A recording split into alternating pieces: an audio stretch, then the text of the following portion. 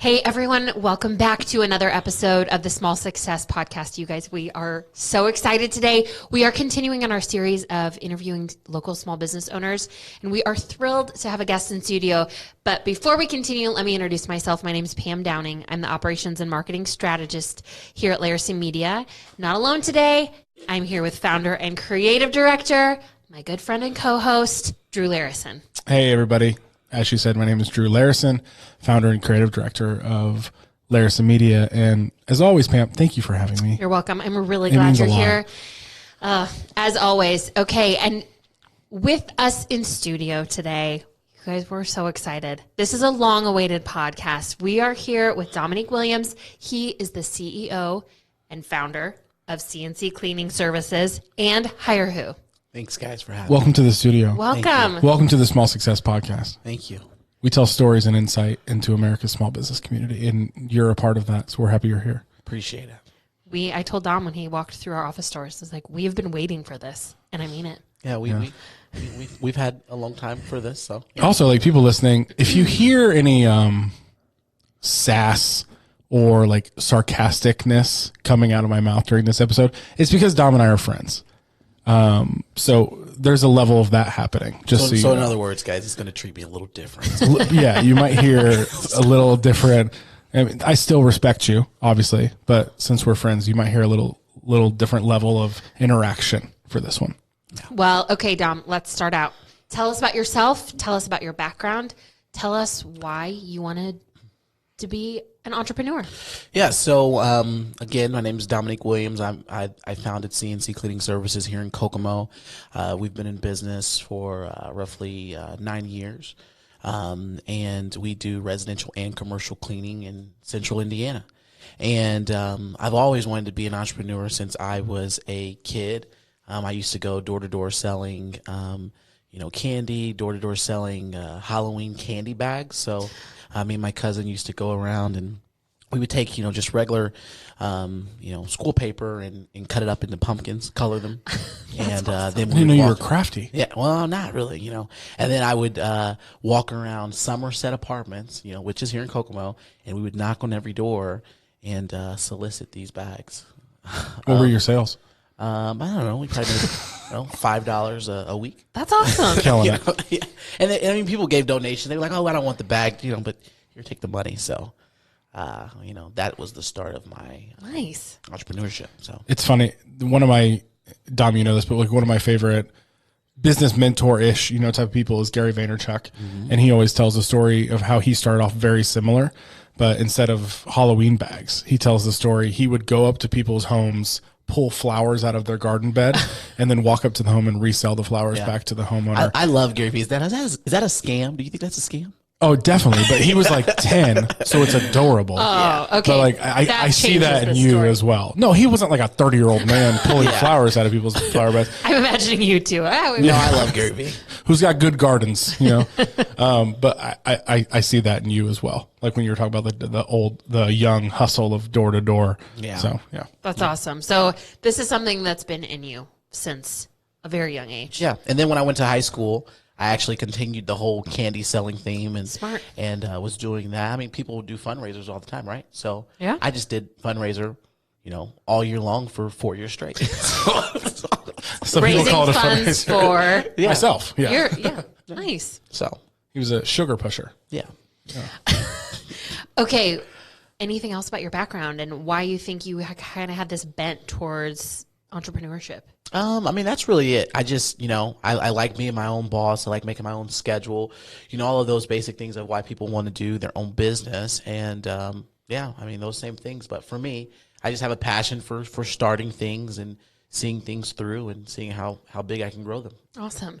Okay, so tell us about how you started CNC cleaning. And really, I don't know if there's a special label for people who own two businesses. Are you a double entrepreneur? That's actually good. We should. Come We up need with a phrase for this, but I'd love to hear you talk about how you started CNC, and after that, tell us about how you started HireWho. Okay, so CNC all started just based on a general idea of starting a business with low cost and low overhead, right? So fresh out of high school, 18 years old, 2011, didn't have a lot of money. I was working 2 jobs. I was working at Avis and Sears at the same time, and I didn't have a lot of money to start a business. So when I was thinking about, okay, what business can I start? What legit business can I start? I want to get out of the candy business. What can I start for a low cost? And cleaning service popped up, right? It was very easy to go buy, $20, $30 worth of cleaning supplies and just do it out the back of my vehicle. So that's exactly what I did. Got my first commercial account, and then grew into doing residential for, so many years strong. And then now we actually focus mostly on commercial again. So. Okay. Cool. No. And how about HireWho? HireWho all started with the problem of hiring for CNC. So the number one thing that people run into, especially small businesses and even large businesses, but is hiring. Keeping their business completely staffed. And we had that same struggle. We still have that struggle. So I created a software that allows small businesses to hire much easier and automate the process and streamline the process. And that's what I did with HireWho.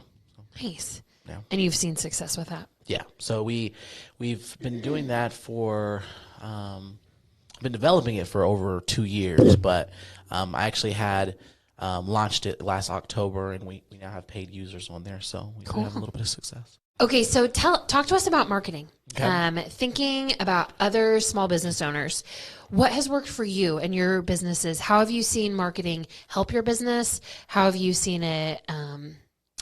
Has it improved sales? Has it just improved brand recognition? Talk to us about your experience with marketing. So I've got like a love-hate relationship with marketing, because you kind of don't know. A lot of times you don't know if it's working or if it's not working, right? Sure. So when I first started my cleaning company, we just kind of did anything that we could afford to do for marketing, whether that was, newspaper or, door hangers. We used to go door to door all the time and just, give flyers out. Yeah. And we didn't know if that was effective. We just did it. And we did it for every year for 4 or 5 years. Wow. So we would do that. And then, of course, you have your online presence, Facebook, Instagram, and Google. And that works the best for our business. We've learned that over the past 3 to 4 years. And that's really all we focus on now is digital. And have you seen a change in that? Like from the door-to-door flyer days to today, when your focus for marketing is solely digital, have you noticed a shift? For sure. Yeah. So, we've grown, every year for the past 5 years, we've grown over 30, 40%. Wow. So, yeah. Pardon me. Okay, talk to us about your industry. What makes you unique as a company, or what are some things for other small business owners? Because we have small business owners who listen from a variety of interests, from a variety of industries. Excuse me. So, talk to us a little bit about your industry in specific. What are some things that makes you unique? Okay, so for cleaning service. One of the ways that we're unique is we actually go to, service areas that other cleaning services won't. We learned that model from Sears. So remember how I told you? Yeah. Connection here. Yeah. So a lot of the places that I've worked at, Sears, Avis, Verizon, I've taken a lot of some of their ideas and concepts and applied those to my own business. But one of the things that Sears was really good at was going to, they were nationwide, right? They might have been worldwide. I don't know. Do you know that, Drew? I actually don't know. Yeah. They were. They're probably not now. Well, yeah. I don't think so. Sears. But either or, Sears would go to all of these, weird places. Like for the people that are, from Indiana, places like Converse and, Amboy, places that businesses won't really go to just because they're in, weird areas. CNC does go to those places. So, when those customers are calling and they can't find a service provider, we do take care of them. So that's one of the things that we do that's much different. The other thing that we do, and this could, be a tidbit for in any industry, is we focus only on reoccurring business. So 80% of our efforts, whether it's marketing, whether it's, training, anything like that, is all focused on reoccurring customers. That's what we focus on. Was Sears the first company to do a catalog too? I think question. so. Sears was Amazon back Because in the day. you talk about like going to where nobody else would. The catalog kind of did that for them as well. Yeah. Because that catalog could hit any mailbox anywhere. Yeah. And then you could get a department store experience shipped to your home. Correct. Montgomery Ward. First Ah, catalog. there was one of those downtown That's Kokomo. another like American icon. Yeah, gone. Sears, ironically, probably took them out, and now Sears is gone because of Amazon. Yeah. Well, Sears is gone because they just didn't evolve. You know, Yeah. it could have been anyone. It just Sure. happened to be Amazon. You know? Yeah. That is actually really, really interesting. Like how, I mean, this is a little bit of a rabbit trail, but just how retail had, I mean, we went from like, you'd have to ride your horse and buggy into town, right? The general store. The general store, then to catalog days, you had to call or mail something in and wait a very long time to get it, then to just shopping. Okay, so, and then we were at the days of Amazon, where you can order something, it comes through the mail, but significantly quicker, right? So like 24, 48 hours instead of waiting 4 to 8 weeks for sure. something to arrive. So just interesting little rabbit trail. Well, isn't Amazon making their standard like one day or next day is like their next, like that's standard. Well, and in some like big metro areas, there's Same day. same day. Same Well, they do hour. like groceries. Same hour. In some Amazon areas, Now. So, yeah. It'd be interesting to see if that ever comes to us. Have you seen the drones? Like where they're where Are they can actually deliver? doing that? Oh yeah. Okay. Where they will deliver to you. Like a box from a drone? Have I personally seen them in Well, no, Kokomo no. yet? They're No, not but in yeah, Kokomo. I've seen. I remember when they announced that, but I didn't know if it was actually happening or not. I think they announced it a year or 2 years ago. Something like And that. now I've actually seen where that it's released. It's all going to be robots I at some saw point. seen. Wow.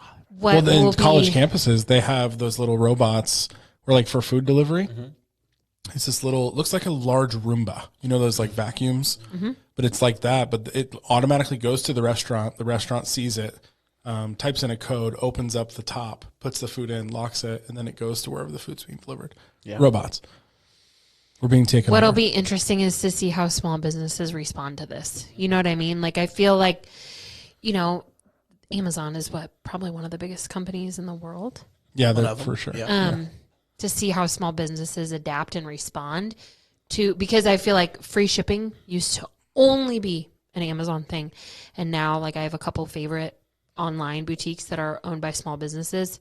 They offer free shipping. And you now, know that businesses sometimes lose money on those deals. right? You know, and they have to do that just to keep you as a customer. Because long-term value means everything. For sure. And that So goes the to your- reoccurring. yeah, for sure. And that goes back to the thing about how Amazon's kind of like, you know, storming people's industries. They've actually done that for the cleaning service too. Really? They have. You can actually order cleaning services From on Alexa. Amazon. Yeah.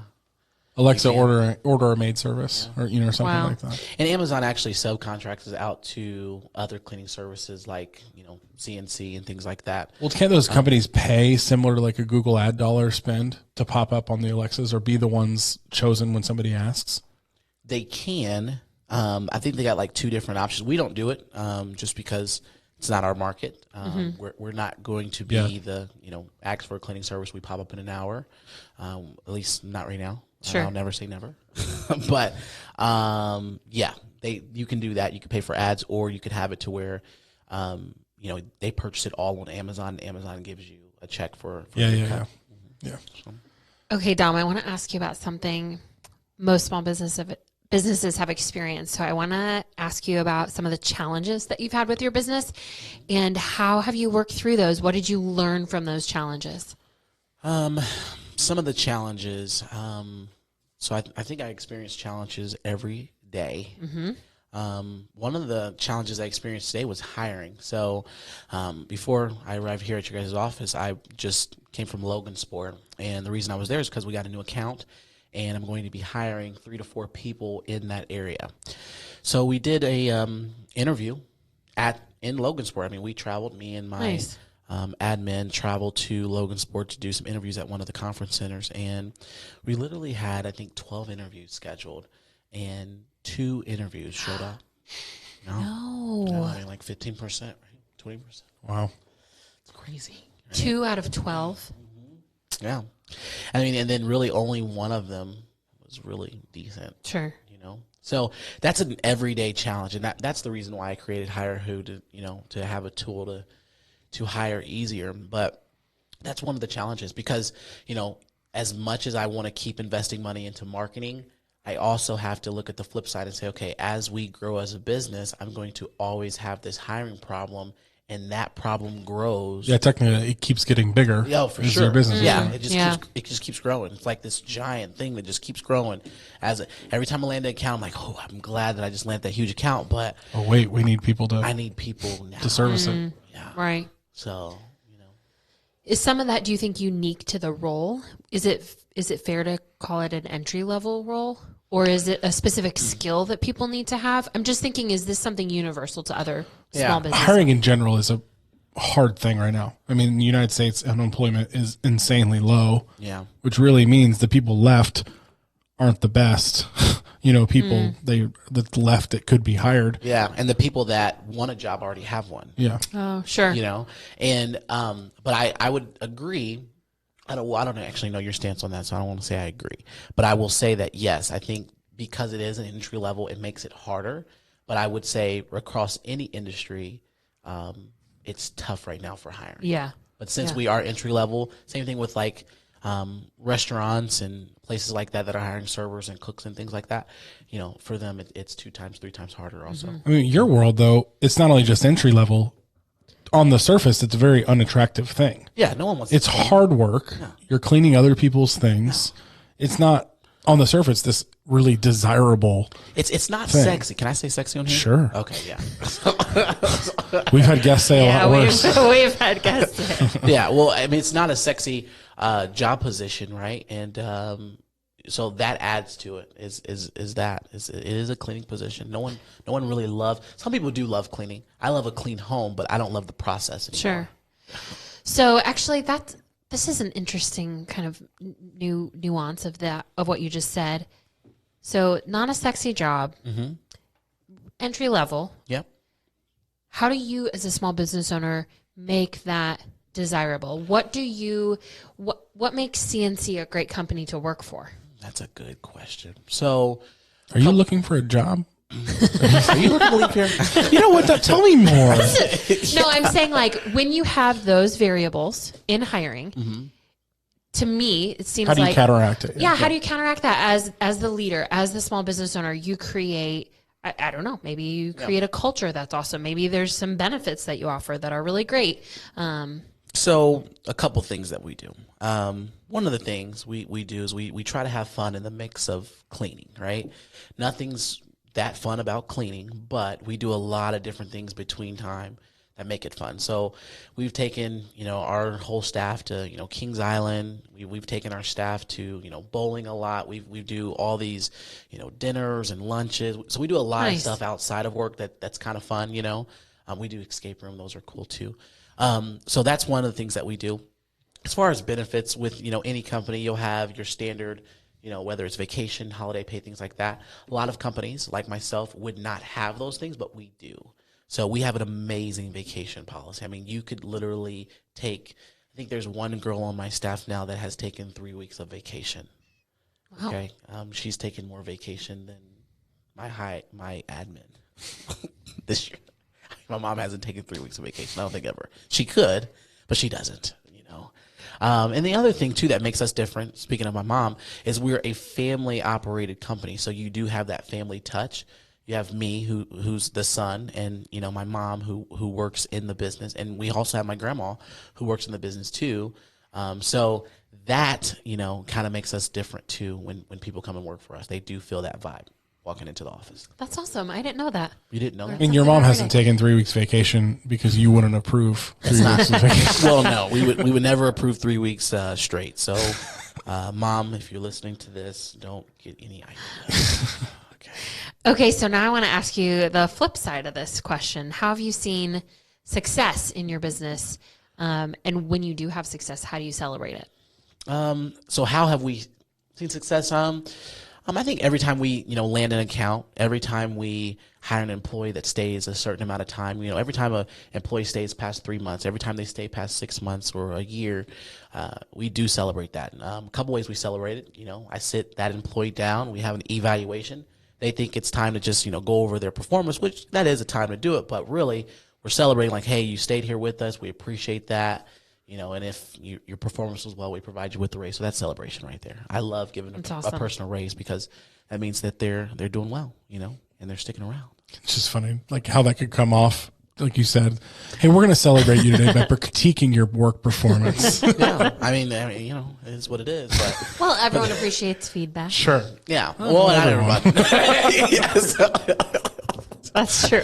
That's true. Maybe not everyone. I had to stop you on that. I don't want you to confuse the fans out there. But that's what we do. The other thing we do, the other thing that I do, I don't really celebrate long. So for me, and Drew, I think you're the same way.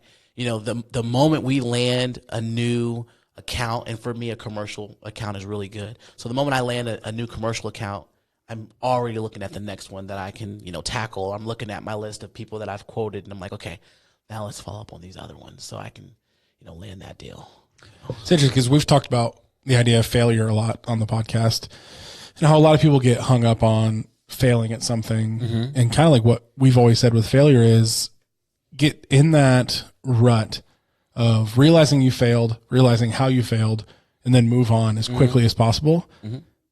I like that idea. The same type of thing with like winning. Yeah. Like you win, celebrate it, realize what you did to win, and then keep going. Mm-hmm. Mm-hmm. I mean, I use the example of a hurdler in like the Olympics, someone that's running or jumping hurdles. If they fall down, the first thing they do is get back up. They don't sit there. Yeah. But the same thing, if they jump over one, keep going. Keep going. Yeah, they don't stop. Yeah. Good analogy. So yeah, I don't spend too much time on winning. You mean celebrating? Celebrating. I spend a lot of time on winning. That's right. I don't win a lot. I'm trying to be humble here, guys, okay? Okay, so 9 years as an entrepreneur. No, a lifetime. That's, okay. I stand corrected. A lifetime as an entrepreneur. He didn't choose the entrepreneur life. The entrepreneur life chose him. Okay, right. I respect that. So tell us, what are some pieces of advice or some of your best practices, tips and tricks that you would share with another small business owner that would lead them on the path to success? So a couple things for like people that are, looking to start a business, or just recently started a business. I would say that one of the things that I do is I stay focused. And what I did at the beginning, I had a lot of businesses that I started at first, right? I was doing a lot of different things. And the reason that CNC took off was because I actually stopped doing some of those businesses and I focused on one thing. And I learned how to do that well. And what that meant was, how could I hire better?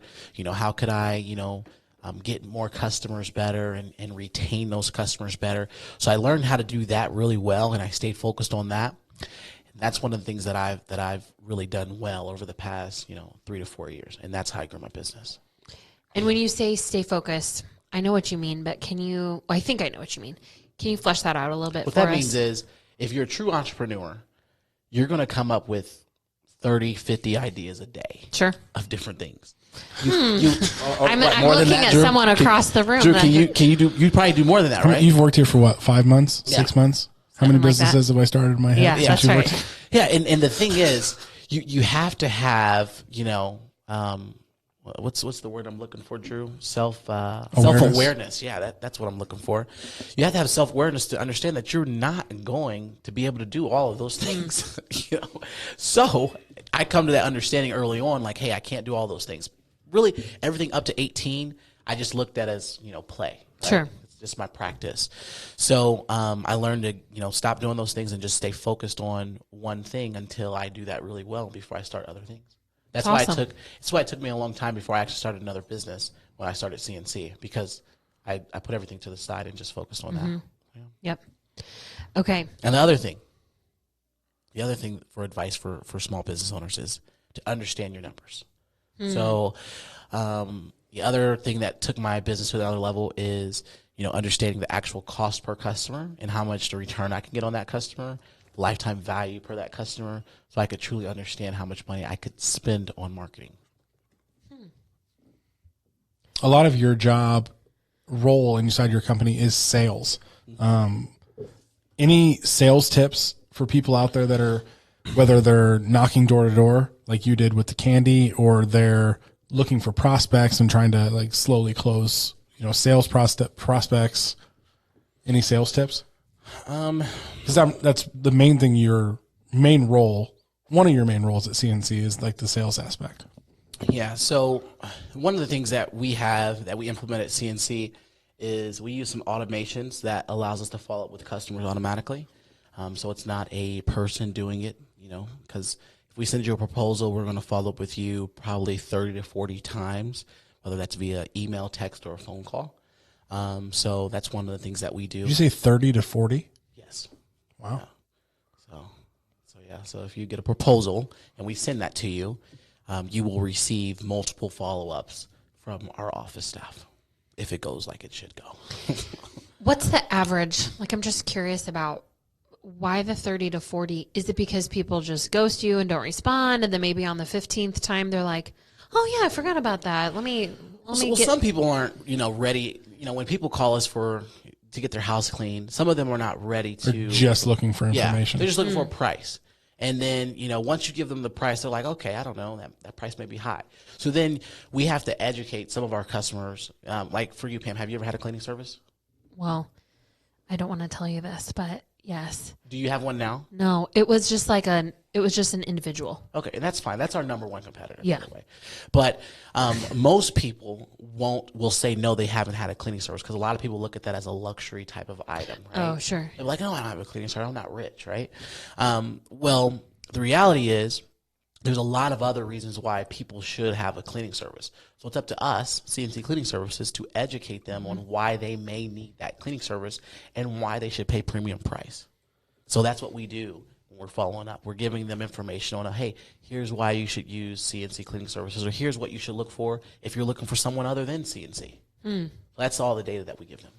So I hear Dom's answer is education is important in the sales process. Education and the follow-up. Yeah, That's and helping numbers people game. understand the why. Yep. I mean, it's like you and I have been talking about it a lot, but like sales is a numbers game. We've been talking about it. Like the more people you call, the more likely you are to get a sale. You're saying the more you follow up, the more likely that person will close. I get that as well. There's been many Larison Media client prospects where I was like so close to just stop following up because it was like the 10th call in a row, no answer, no return to emails, no return to voicemails. And then that 11th call, oh, thank goodness you keep calling. I've just been really busy. I absolutely am interested in using you guys or learning more. I've just been really busy. And like, that's been such a good lesson for me because I've always had this fear of personally being known as that annoying salesperson. Where you're just, oh, that's the guy. He will not stop calling me. Like that. That's a huge, I don't want to be known as that. Because the people I'm calling, I really think we can help. So I'm not just trying to like get them as a client and just annoy them. I think we could really help them. But like those lessons are really important to me. Those people that say, oh my gosh, thank you for keep calling. I love your persistence or whatever, and that's always helps, but it's the power of the follow up. And you just keep it going. You know what, Drew? I have literally asked, and I know you care a lot about bothering people because you've told me that before. There's a thing in just simply just coming out and asking them like, hey, if I'm bothering you, and I know you do this, if I'm bothering you, just let me know, and I'll stop calling. I can close out. I literally, it's crazy you said that. While I was doing interviews, or while I was sitting for interviews to show up, that didn't show up. Comcast, one of the Comcast reps called me and said, hey, Dom, I just want to follow up with you on, the commercial advertisements that we talked about doing. He's called me like 15 times. He's taken me to a Pacers game. I mean, he's had a lot of follow-up process. He's worked hard for this. And he's like, if I'm bothering you, just let me know. Just give me a no, and I'll stop calling. I'm like, I'm still interested because I really am still interested. I just haven't had time to work on that. So he does that too, and he's a hell of a salesperson. So, I love asking that question. Like, please tell me if you want me to stop calling you. And like, honestly, it's just wasting my time too. Yeah. And it's just respectful of both parties just to say that. Yeah. But I think people are afraid of being rude.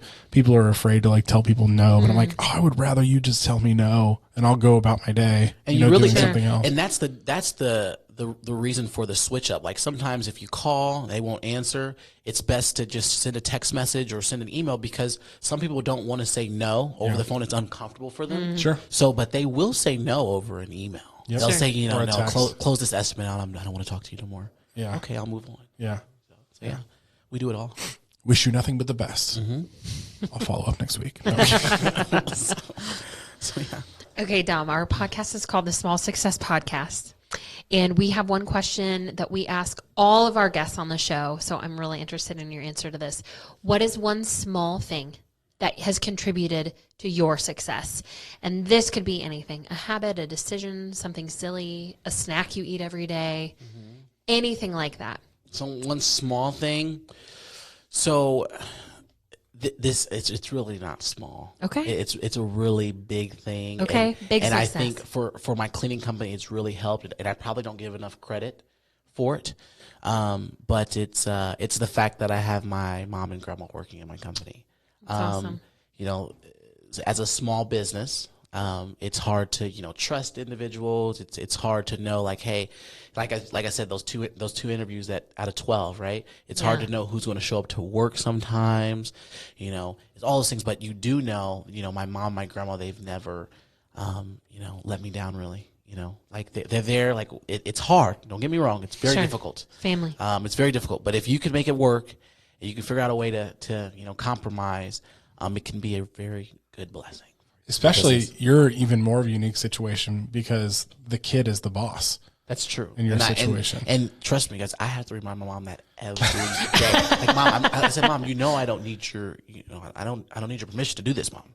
Yeah. I'm asking out of respect. But, I mean, that's, I mean, I grew up in a house That is an interesting where the dynamic. grandpa or my Yeah. grandpa was my dad's boss. Yeah. I mean, it's hard. I've talked about it a few times on the podcast. Like, there was definitely some night my mom had like a tradition. Every night we got home, sat at the dinner table. What'd your dad have to say today? That was my mom's question to my dad. Like, it was just, and sometimes it was like, great, we did this. And others like, I don't want to talk about it. You ever watch Blue Bloods? No. You never watched Blue? Have you ever? I've heard it's good now. You should watch it. Is it about that? It's the whole family. They're all in law enforcement. So yeah, that's my dad and grandpa's situation was hard, but like yours is a new level of it because the kid is in charge. Yeah. You're not a kid, but you're the kid. It's like a movie or a TV show or something. It could be. That's good. Yeah. Okay. It actually would be a really See, a another really fun business. TV See what show. I'm saying? There you It's go. Another business Yeah. idea. Dom just started a television network. A reality? Would it be reality, or would you be writing a script? Because that's a good sitcom. I don't even know could see. if we would actually televise everything that we do and say. Probably wouldn't be a good idea. Yes. So, yeah. Okay, well, Dom, any last thoughts, parting pieces of advice, or anything you have to say? For, you know, my fellow small business owners out there, I would just say don't get discouraged. So, you know, even if you think that your sales have decreased this month, or if you're having hiring issues, or you don't think, you know, any of your employees are going to show up, or they're going to go on strike, or anything crazy like that, don't get discouraged. Keep going. There is power in doing things over and repetitively if there is success. So, yeah, don't get discouraged. That's what I could say. That's awesome. Well, Dom, thank you so much for joining us today. We will have everything that we have chatted about on this episode linked in the show notes below, including links to Dom's website and social media pages. And as always, you can find out more about us over at layersonmedia.com. Thanks so much for joining us, and we will see you next time. Hey, thanks for having me, guys.